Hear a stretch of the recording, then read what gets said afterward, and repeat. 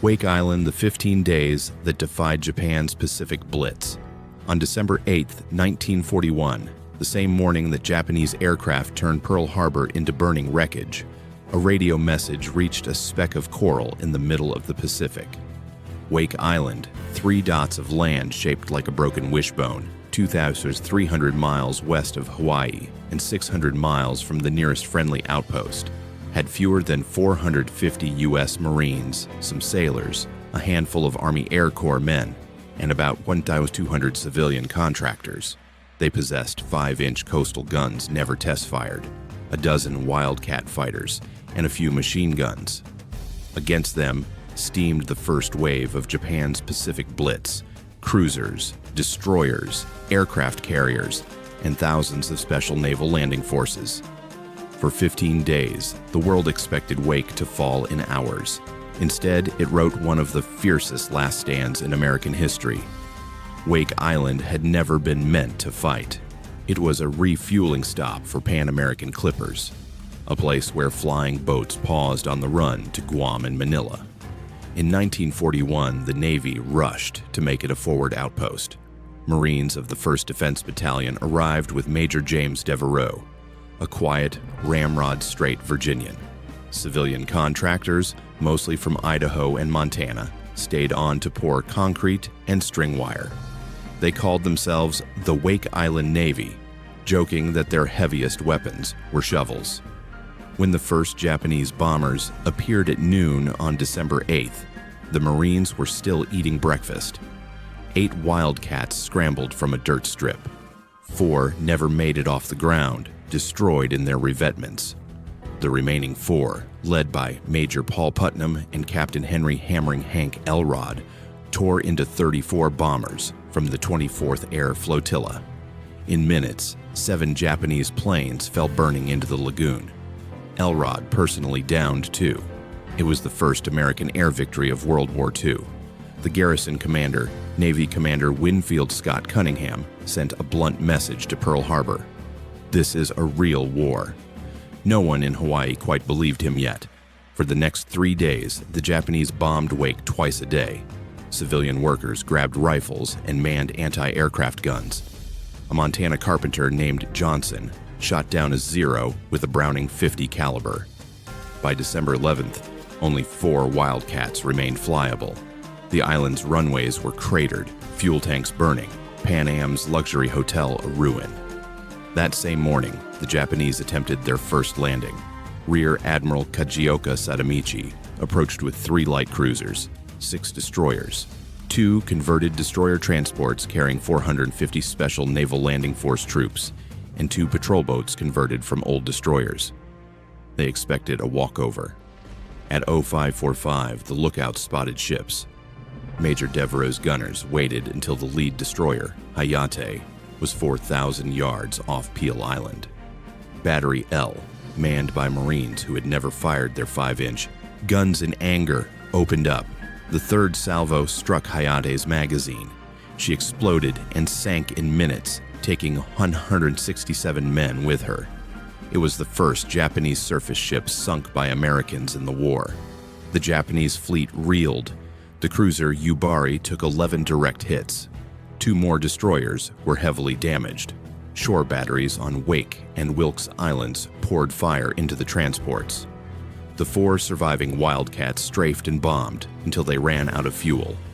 Captain Elrod sank the destroyer Kisaragi with a 100-pound bomb that detonated her depth charges. She vanished in a massive explosion. By 0700, Kajioka broke off and fled, leaving burning ships, floating bodies, and nearly 500 dead. Wake had won the first defensive surface victory of the Pacific War. A single message crackled from Cunningham to Pearl Harbor. "Enemy repulsed. Come and get us." America exploded with pride. Newspapers screamed headlines, "Wake holds." Marines stopped Jap fleet. Recruiting stations filled. The country that had reeled from Pearl Harbor suddenly had heroes. The Japanese did not take humiliation lightly. They detached the carrier task force that had attacked Pearl Harbor, Hiryu and Soryu, with their veteran air groups, and sent it to finish Wake. On December 21st, the second invasion came. this time with 2,500 troops, carrier air cover, and overwhelming gunfire. The last 4 Wildcats rose to meet 60 planes. Elrod shot down 1 bomber before his plane was hit. He crash-landed on the beach and kept fighting on the ground. Putnam's fighter was shredded. He bailed out and swam ashore. By noon, all 4 planes were gone. The garrison now had no air cover. That night, the Japanese landed on the south shore of Wake and Wilkes Islands. Marines fought with rifles, machine guns, and hand grenades. Civilians joined the line, many still in work clothes. A contractor named Eric Latola knocked out a Japanese tank with a Molotov cocktail. On Wilkes, a handful of Marines under Lieutenant John Kinney held a narrow spit of land against hundreds. They ran out of ammunition and fought with bayonets and clubbed rifles. By dawn on December 23rd, the situation was hopeless. The hospital was gone. Water tanks were shot full of holes. Ammunition was almost exhausted. Japanese troops were inside the perimeter. Cunningham and Devereux agreed further resistance would only mean useless slaughter. At 0730, Cunningham ordered the white flag raised. The Japanese commander demanded unconditional surrender. Devereux, covered in blood and sand, walked forward, carrying a rag tied to a mop handle. He later said the hardest thing he ever did was give his pistol to a Japanese officer. Of the 450 military personnel, 49 were killed and 32 wounded. Among the 2,200 civilians, 70 died and over 100 were wounded. Japanese losses were at least 820 killed, 333 wounded, 2 destroyers sunk, several ships heavily damaged, and over 20 aircraft destroyed.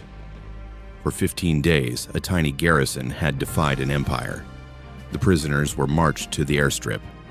The Japanese forced them to sit in the sun for days without water. Many of the civilian contractors were later executed on Wake in 1943. The Marines were shipped to prison camps in China and Japan. Only when the war ended 4 years later did the survivors come home. Wake Island became known as the Alamo of the Pacific. It delayed Japanese advances toward Midway and Hawaii by precious weeks.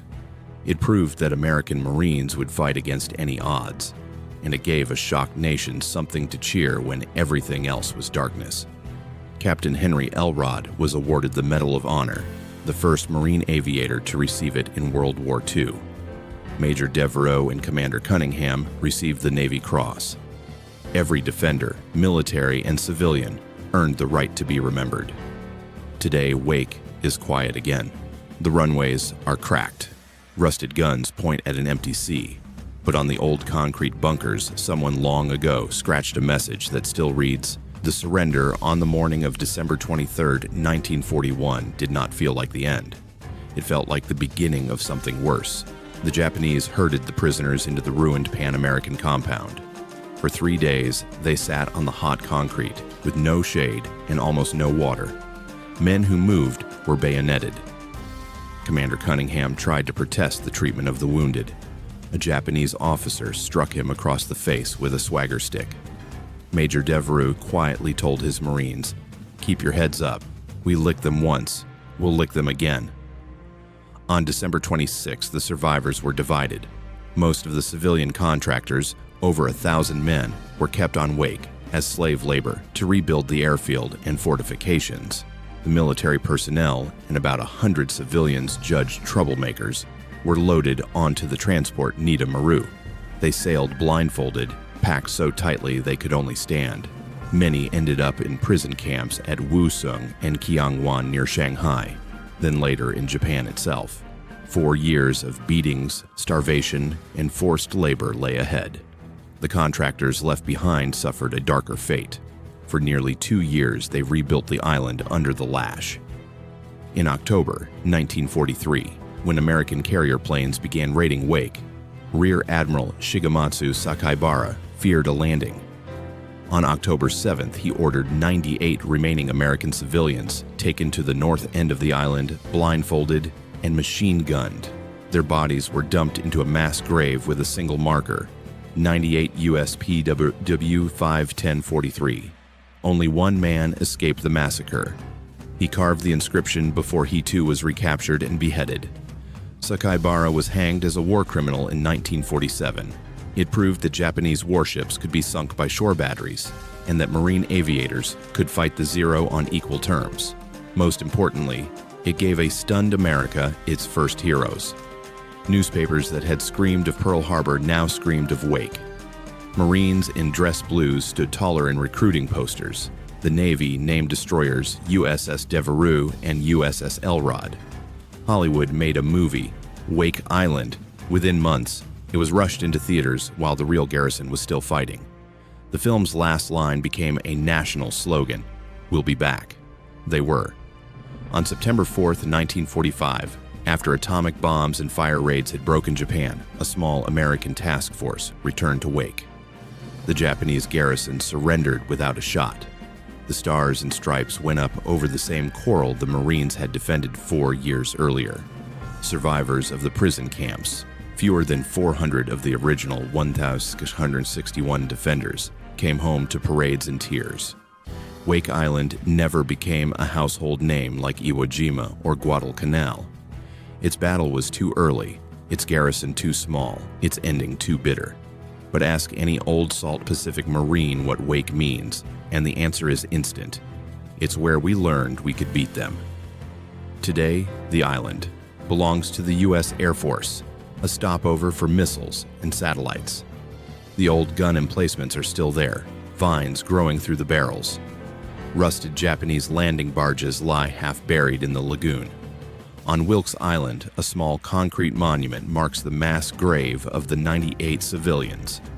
Every year, on December 23rd, a few veterans, historians, and Air Force personnel gather at the Defense Battalion's old position. They read the names of the dead. They remember the message scratched into a bunker wall 83 years ago. We are still here for 15 days in December 1941. A handful of Marines, sailors, soldiers, and hard-hat civilians held the line when the rest of the Pacific was falling. They paid for it with 4 years of hell, and for many, with their lives. But they proved the empire that struck Pearl Harbor could be stopped, hurt, and one day beaten. Wake Island was never relieved. It never needed to be. Its relief came 4 years later in Tokyo Bay aboard USS Missouri. That is what 15 days can do.